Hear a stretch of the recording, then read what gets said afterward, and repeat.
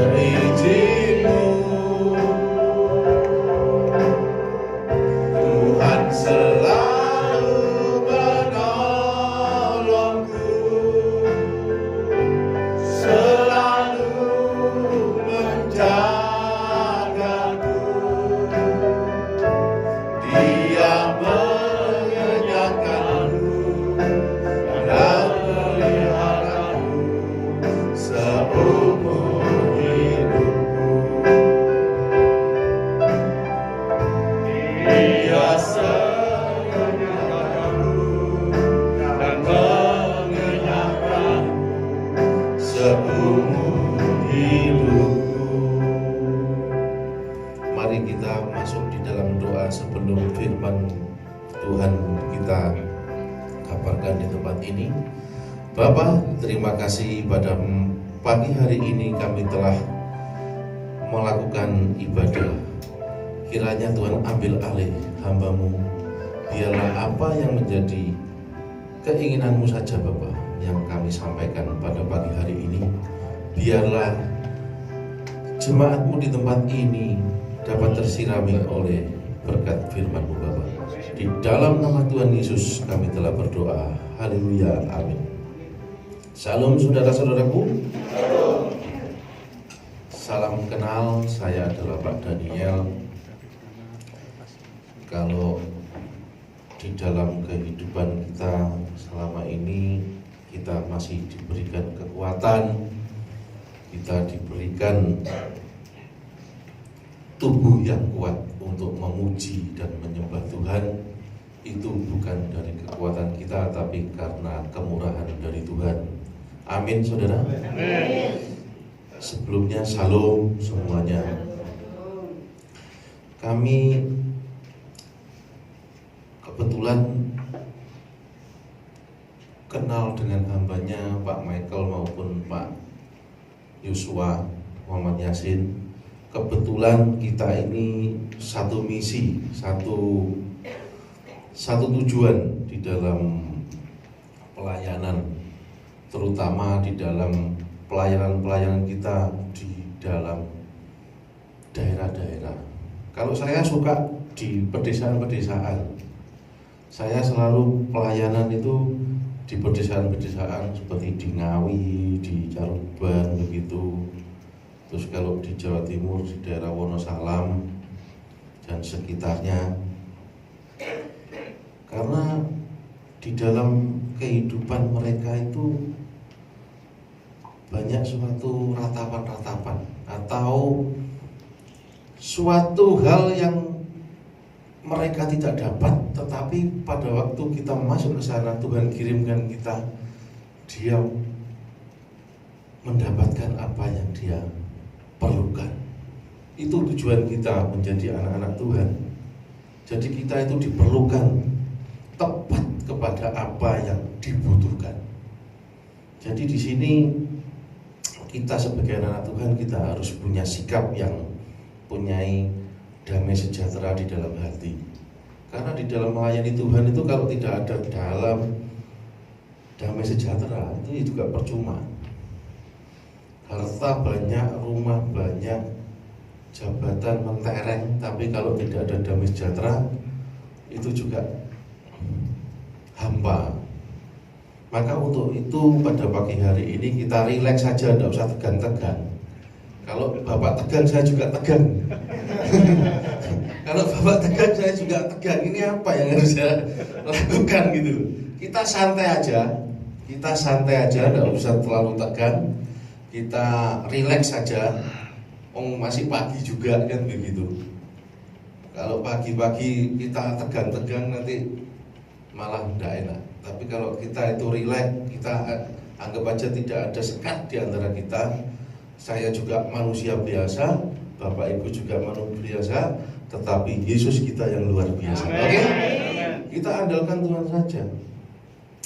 Jadi sesama tim satu pelayanan seperti ini adalah Bapak Ibu jemaat ini kita anggap juga sebagai pelayan Tuhan, bukan sebagai jemaat biasa. Karena di dalam kehidupan kita dalam hari lepas hari juga kita itu bertemu dengan beberapa banyak orang Mungkin dari sana kita lewat sana kita bisa mengasih tahu, memberitakan tentang kebaikan-kebaikan Tuhan dan begitu. Maka pada hari ini temanya adalah damai sejahtera dalam hati kita. Kita baca di dalam Kolose 3 ayat yang ke-15. Ini cuma sebagai pembukaan saja. Nanti banyak yang kita kupas. Panjang ini nanti. Jadi harap bersabar. Kolose 3 ayat 15 yaitu yang berbunyi demikian.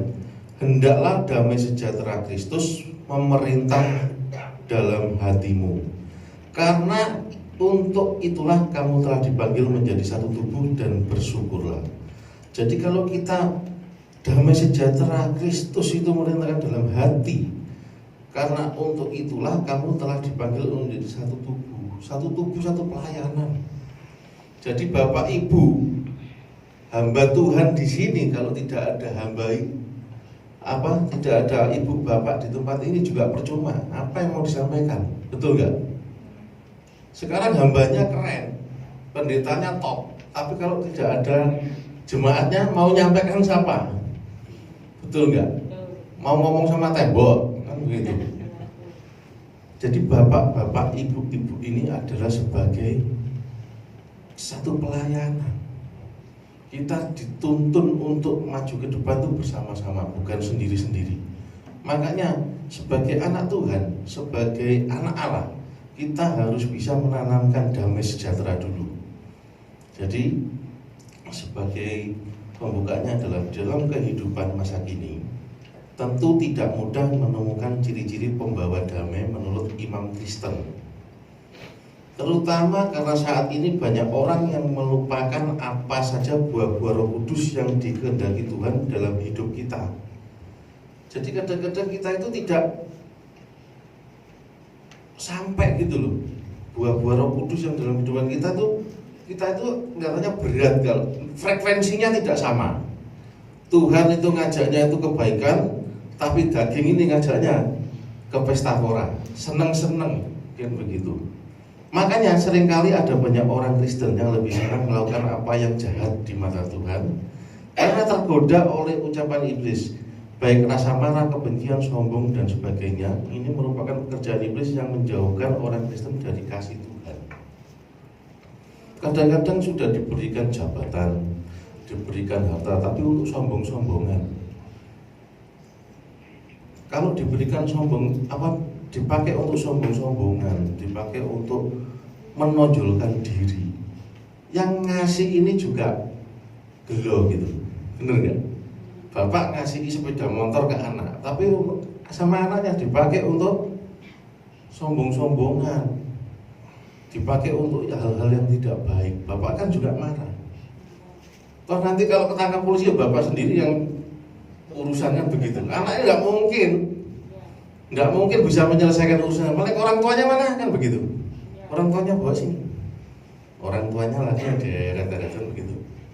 Jadi di sini adalah kita harus satu tubuh dengan Roh Kudus supaya kita itu tidak masuk baik rasa marah, kebencian, sombong itu kita tinggalkan semua. Jangan sampai kita tanam dosa. Kalau kita nikmati itu akan menjadi suatu kehidupan yang biasa. Jadi biasa menjalankan dosa. Karena sudah dinikmati. Dosa itu dinikmati. Jangan dinikmati tapi diputuskan, dipatahkan. Jangan menikmati dosa. Karena dosa kalau dinikmati ya akhirnya jadi kebiasaan. Gak apa-apa biasanya begini kan gitu. Akhirnya jadi segojangan katanya orang Jawa. Jadi sayur mayur itu kan tiap hari kita makan, jadi gitu. Oleh sebab itu sebagai umat Kristen tentu yang paling penting salah satunya yaitu berusaha menjadi contoh perilaku sebagai terang dan garam. Ini yang penting. Terang dan garam itu apa? Kan begitu.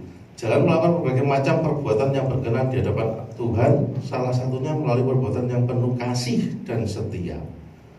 Tentu saja ini tidak mudah, namun harus selalu dicoba hingga maksimal.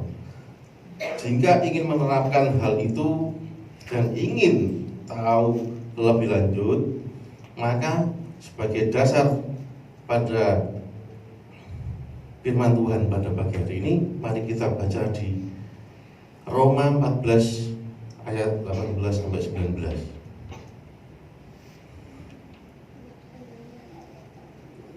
Roma 14 ayat 18 sampai 19 yang berbunyi, karena barang siapa melayani Kristus dengan cara ini, ia berkenan pada Allah dan dihormati oleh manusia. Sebab itu marilah kita mengejar apa yang mendatangkan damai sejahtera dan yang berguna untuk saling membangun.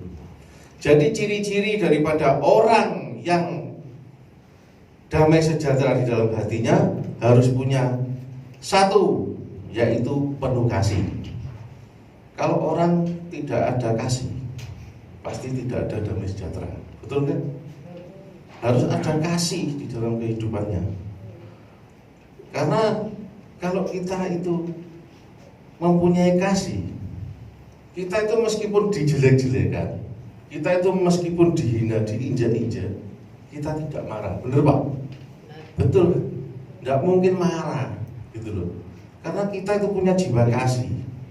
Kalau orang punya jiwa kasih, penuh kasih hatinya, itu dia itu akan menebar sebagai pendamai, menjadi pendamai. Makanya kadangkala orang baik di dalam kehidupan rumah tangga, sehari-hari yang kita lakukan, kalau tidak ada kasih, dulu waktu pacaran, waktu mendapatkan kasih dengan kasih.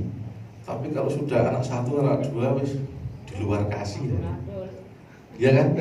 Akhirnya bertengkar terus kan, nggak ada kasih gitu. Akhirnya ya itu tadi, makanya kita harus melakukan kasih. Anak-anak Tuhan, ciri-ciri anak Tuhan yang penuh dengan damai sejahtera itu adalah punya kasih.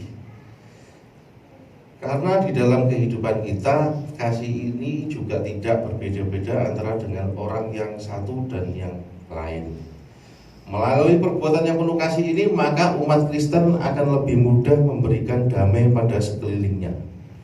Kita itu hidup gak sendirian Bu. Kita hidup itu berdampingan, baik di dalam kehidupan rumah tangga, di dalam pekerjaan, di dalam bergereja. Betul gak? Kita di bergereja ya juga kita tidak saling mengenal kadang-kadang, tapi itu kan saudara kita. Kita harus berikan kasih, terutama kasih, karena kasih itu adalah sabar, tidak sombong kan begitu. Kalau di dalam kehidupan kita tidak ada kasih, maka yang terjadi itu apa? Yang terjadi adalah kita itu emosi, terus akhirnya menjadi beban pikiran kita. Akhirnya apa? Yang rugi kita diri kita sendiri kan begitu. Maka di dalam Korintus 13 ayat 4 berbicara, kasih itu sabar, kasih itu murah hati. Ia tidak cemburu, ia tidak memegahkan diri dan tidak sombong. Karena apa yang kita terima, apa yang kita pakai, apa yang kita punyai, mobil, rumah, motor, tanah, itu adalah titipan, betul nggak? Kita itu dititipi Bu, bukan memiliki. Kalau kita dititipi, ya kita itu harus merawat. Karena kita itu dititipi untuk menikmati kan begitu. Kalau kita tidak merawat, ya yang nitip marah pasti.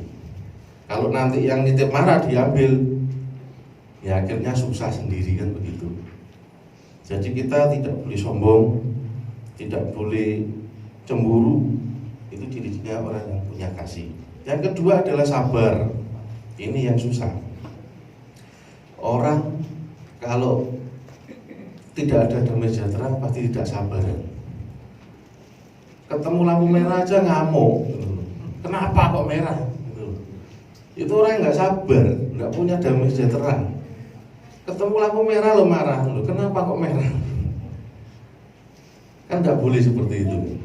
Tapi kalau orang yang sabar, ngantri di loket pun, kalau ada yang orang sepuh atau lebih tua, dia akan mendahulukan. Itu orang yang sabar. Makanya di dalam kehidupan kita, sabar selalu mengendalikan emosi. Kalau kita sabar, emosi kita pasti turun. Tapi kalau kita tidak ada kesabaran, emosi yang bukan, maksudnya dalam menguasai diri kita adalah emosi kita.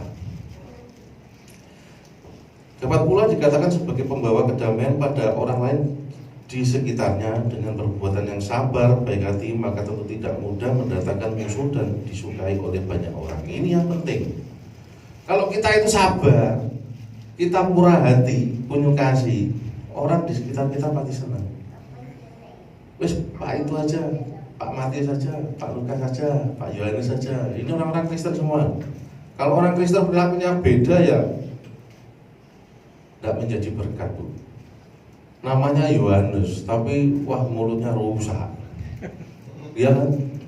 Namanya Matius, tapi suka caci maki orang loh, percuma. Jadi kita itu sebagai teladan dan contoh. Makanya kita sebagai orang Kristen di dalam kehidupan kita sehari-hari, kita harus merangkul, jangan memukul. Oke? Kita harus merangkul. Yang ketiga adalah rendah hati. Habis sabar tadi, yang sabar tadi ayat landasannya di dalam Amsal 16:32. Menurut Amsal, orang yang sabar dan dapat menguasai dirinya lebih baik dibandingkan seorang pahlawan yang menang merebutkan haknya. Itu orang yang sabar.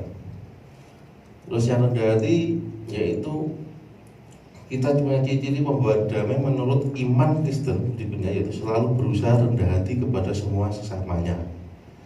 Ini kadang-kadang kita tidak bisa, apalagi kalau kita sudah punya suatu kedudukan begitu, tidak bisa, angel kadang-kadang rendahkan diri kita kalau tidak ada tuntunan Roh Kudus. Karena di dalam kehidupan kita apalagi materi sudah dipenuhi, kita merendahkan diri susah. Tetapi kalau Tuhan sudah berkarya bekerja di dalam kehidupan kita anak-anak Tuhan selalu mempunyai rasa rendah hati, maka semua orang yang ada di dalam kehidupan kita, di sekitar kita, itu senang, Bu. Kita dirangkul kemana-mana, kita diajak, kita diwongi, gitu kan begitu. Bila perlu berdoa supaya dapat menerangkan ciri-ciri rendah hati, kita harus selalu menyerahkan kepada Tuhan. Kita punya Tuhan yang hebat kok. Makanya saya ini tulisannya gini, ya kan? Aku milih Yesus aja. Aku milih Yesus aja, pasti jaminan masuk surga. Karena Yesus itu luar biasa. Betul? Yesus kita luar biasa. Di waktu kita kesusahan, di waktu kita terhimpit, di waktu kita itu tidak ada jalan keluar, jangan berharap kepada manusia, tapi berharaplah kepada Tuhan. Berlututlah, lututmu ini pakailah untuk berlutut, meminta kepada Tuhan dengan sungguh-sungguh, dengan iman. Itu pasti nanti ada jalan keluar yang luar biasa. Amin. Karena setiap kehidupan saya, kalau saya sudah bermasalah begitu, ada suatu permasalahan, saya berlutut aja. Jangan diganggu saya berlutut, meminta kepada Tuhan kita. Bos di atas segala bos, bos dunia kalah dengan bos kita yang ada di surga. Oke? Setuju? Katakan setuju. Bahwa Tuhan kita adalah bos di atas segala bos, bos yang membuat bos. Makanya kita itu jangan menjadi kecil hati kalau ikut Tuhan Yesus. Tapi kita itu harus bangga punya Tuhan Yesus, begitu loh. Kita harus semangat dalam memuji menyembah, kita harus semangat gaspol gitu. Jangan kita itu sedang-sedang saja. Kalau kita sudah ditebus oleh Tuhan Yesus dengan darahnya yang kudus, ya, apalagi kita habis merayakan Natal begini, dengan darahnya Yesus kita ditebus, kita harus gaspol. Kalau Yesus gaspol gitu. Totalitas. Kita sama orang aja bisa totalitas, sama Tuhan kita masuk nggak bisa totalitas, betul kan? Kita harus gaspol gitu. Yang keempat adalah tidak mudah emosian. Ini yang sulit juga. Kadang orang Kristen itu emosian. Pembawa damai yang sejati tentunya adalah orang yang mudah untuk mengontrol emosi. Sama anak aja, kadang di rumah, di dalam kehidupan rumah tangga itu, anaknya Allah nyenggol barangnya bapak mobil bredik itu marahi orang karu-karuan, mungkin dipukul, wah sampai anaknya nangis-nangis begitu. Kita itu jangan mencintai hal-hal dunia ini, hal-hal dunia, hal-hal kedagingan. Lalu apa anak mau antemi, anak mau goboi untuk kamu yang sayang sama mobil, kamu ya edan. Ya betul nggak? Kita itu jangan mencintai hal-hal dunia ini. Mobil apapun itu semua itu titipan semua. Tapi anak-anakmu ini adalah anak yang harus dirawat, dibesarkan menjadi manusia yang berguna, kan begitu. Nah ini ndak malah mobilnya sing disayangi, kan begitu kan. Makanya kita itu jangan mudah emosi di dalam kehidupan rumah tangga sama istri, baik suami. Belajarlah saling merendahkan diri, punya kasih. Jangan menimbulkan emosi di dalam kehidupan rumah tangga. Kalau di dalam rumah tangga ini emosian, ya nikmatilah neraka di dalam dunia. Betul nggak? Nikmatilah neraka di dalam dunia.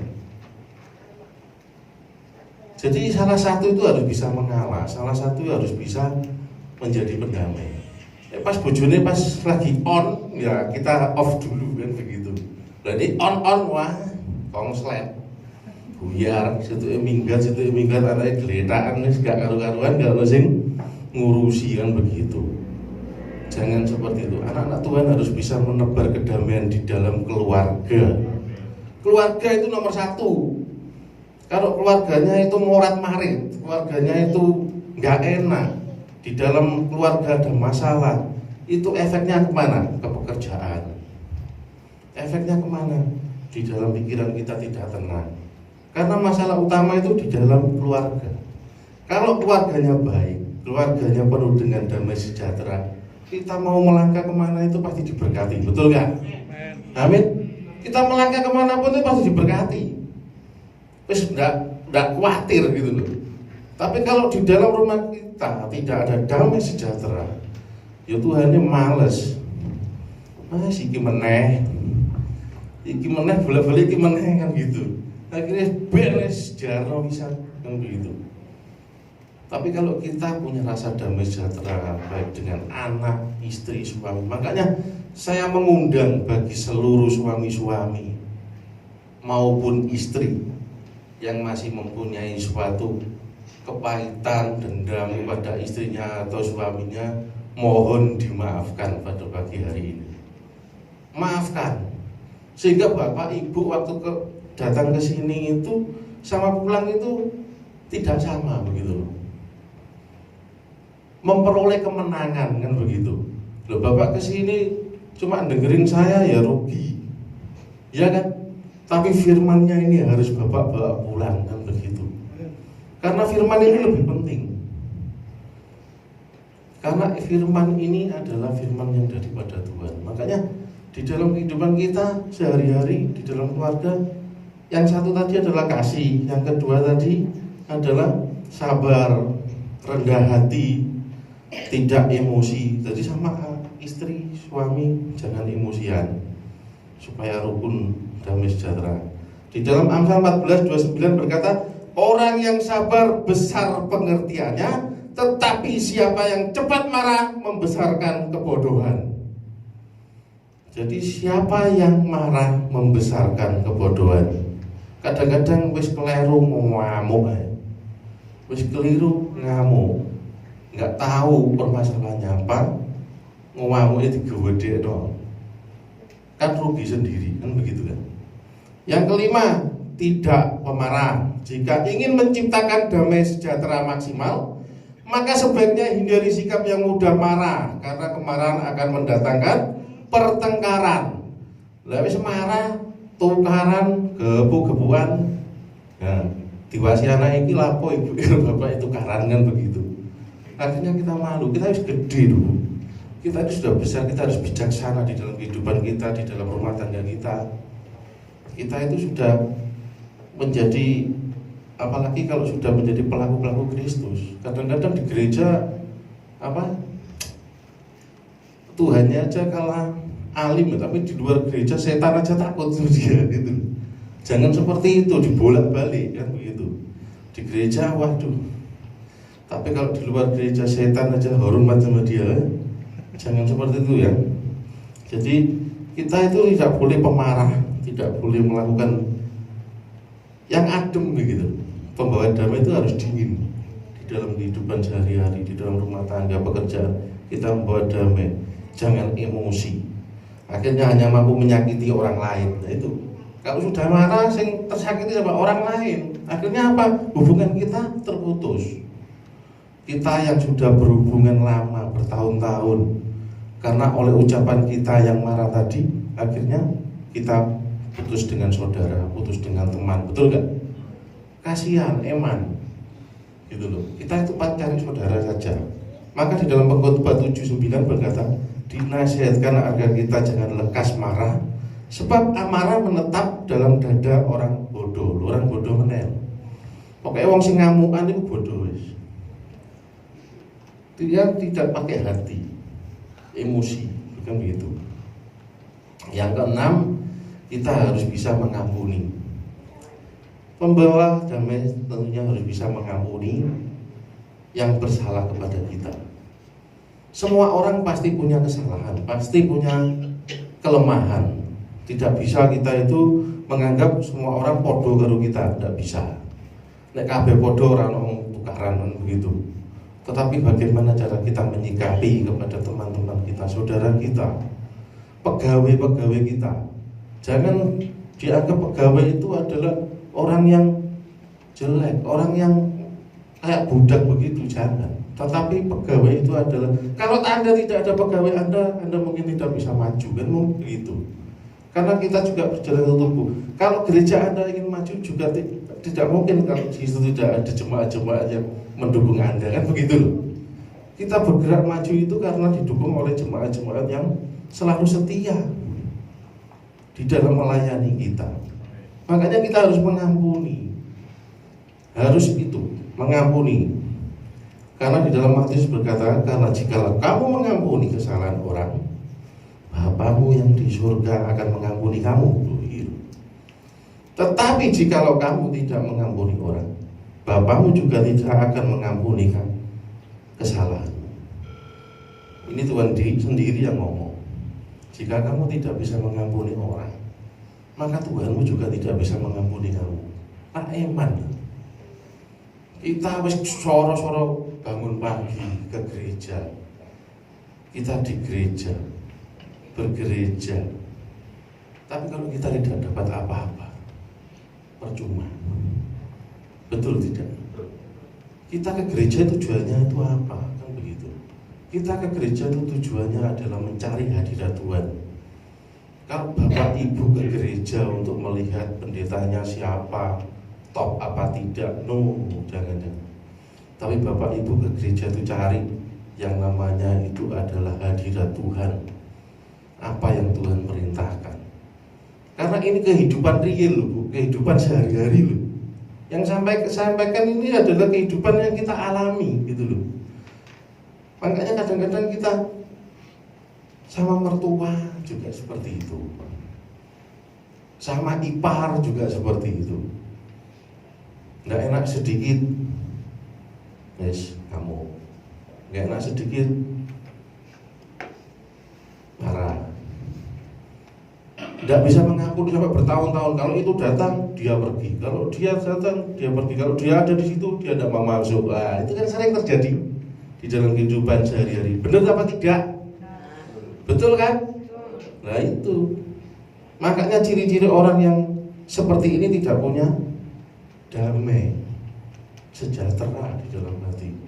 Eman, Bapak Ibu dikasih hati, dikasih akal budi pengertian, tapi menyiksa diri sendiri. Tapi kalau Bapak Ibu bisa melaksanakan ini di dalam kehidupan, enjoy saja. Meskipun mereka tidak suka dengan kita, kita tetap menyayangi mereka, begitu loh.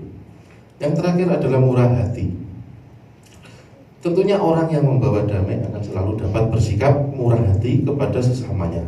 Oleh sebab itu selalu berlaku murah hati pada setiap orang supaya dapat menciptakan suasana damai yang kondusif dan tidak berseteru satu dengan yang lain. Ini tujuannya. Kalau kita murah hati itu supaya tidak berseteru di dalam kehidupan keluarga besar, tentunya di dalam keluarga antara ipar, mertua, semua itu enak gitu. Dan juga menjadi suatu apa? Contoh. Ini dicontoh keluarga-keluarga yang lain. Keluarganya ibu itu loh baik, anak-anaknya baik, mantu-mantunya baik loh itu loh. Kan itu yang menjadi tujuan hidup kita itu selama ini adalah itu, untuk memberikan kebaikan dimanapun kita berada. Jangan menang sendiri, merasa kuat, merasa hebat, terus kita semena-mena kepada yang lain. Tetapi kalau kita sebagai anak Tuhan menyadari bahwa ini adalah semua titipan, ibaratkan tukang parkir yang di bawah itu dititipi mobil bagus-bagus, motor, dia kan cuma dititipi. Pada waktu nanti motornya pulang, semua hilang, habis ya tidak sakit hati, mau dititipi ya. Tapi kalau sampai rusak, bapak ibu marah nggak? Lu lampunya pecah kan piye? Kan begitu. Lampunya kok bisa pecah pak? Nah, pasti ibu menanyai dengan detail begitu. Sama seperti Tuhan. Loh, itu anakmu kok sampai terlantar itu piye? Kamu tak titipi anak. Kamu tak titipi istri itu piye? Kok tidak kamu kasih nafkah? Kok tidak kamu kasih sayang? Kan begitu. Itu kamu tak kasih jabatan, kenapa kok kamu tidak pakai untuk membantu orang-orang yang di bawah sana, yang membutuhkan pertolonganmu? Nah itu yang ngasih marah bu, yang ngasih itu marah. Seperti kita tadi, yang nitip itu loh marah, lampunya pecah, spionnya hilang, knalpotnya hilang, kan begitu, ya kan betul. Nanti knalpotnya hilang kan dia marah kan, kok bisa hilangnya gimana? Ya seperti Tuhan tadi, lo tak titipi istri, kamu sia-siakan. Tak titipi anak, nggak disekolahkan, lo kan? Ini apa-apaan katanya Tuhan. Tak titipi jabatan, nggak dipakai untuk apa-apa, dipakai untuk kesenangan sendiri, kan begitu. Tak pakai kasih harta, dipakai untuk pesta pora mabuk-mabukan, menyenangkan diri sendiri loh. Wes tak entek noe gitu. Kok nek wis entek nangis-nangis ke gereja datang nangis. Nah, baru sadar. Makanya kita itu harus murah hati. Makanya ciri-ciri tadi yang saya sampaikan ada 7 tadi. Mari kita ingat-ingat di dalam hati kita. Yaitu yang pertama penuh kasih. Yang kedua sabar. Yang ketiga rendah hati. Yang keempat tidak emosi. Yang kelima tidak pemarah. Yang keenam mengampuni. Yang ketujuh adalah murah hati. Kalau kita sudah murah hati, di dalam 2 Korintus 9 ayat 11 berkata, karena jika kamu mengampuni kesalahan orang, Bapamu yang di surga akan mengampuni kamu juga. Tetapi jika kamu tidak mengampuni orang, Bapamu juga tidak akan mengampuni kesalahanmu. Maka sebagai penutup, ini sebagai penguat kita buka di dalam Filipi 4 ayat 6, 7, 8, 9. Mari kita baca bersama-sama supaya Bapak Ibu mengerti dan pulang membawa berkat firman yang luar biasa. Amin. Mari kita baca di dalam Filipi 4 ayat 7 yang berbunyi demikian. Damai sejahtera Allah yang melampaui segala akal akan memelihara hati dan pikiranmu dalam Kristus Yesus. Yang ke-8, jadi akhirnya saudara-saudara semua yang besar, yang benar, semua yang mulia, semua yang adil, semua yang suci, semua yang manis, semua yang sedap didengar, semua yang disebut kebajikan dan patut dipuji, pikirkanlah semuanya itu.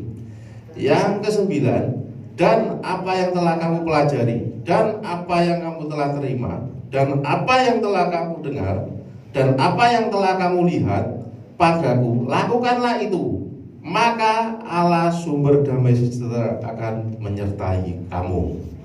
Amin. Amin. Mari kita undang tim musik ke depan.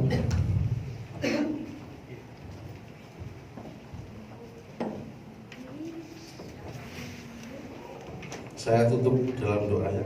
Bapak, terima kasih pada pagi hari ini kami telah menyampaikan firman-Mu Bapak. Kami yakin dan percaya bahwa firman itu datang daripadamu. Kiranya firman itu dapat kami tanam di dalam hati kami masing-masing, sehingga kami datang tidak seperti kami pulang. Kami akan memenangkan dan menenangkan di dalam jiwa kami, di dalam kehidupan rumah tangga kami, pekerjaan kami, semua yang kami lakukan penuh kami dasari dengan kasih, sabar, dan penuh dengan rendah hati Bapa. Kami serahkan semuanya di atas tangan-Mu, biar Engkau pelihara jemaat di tempat ini. Di dalam nama Tuhan Yesus kami telah berdoa. Haleluya, amin.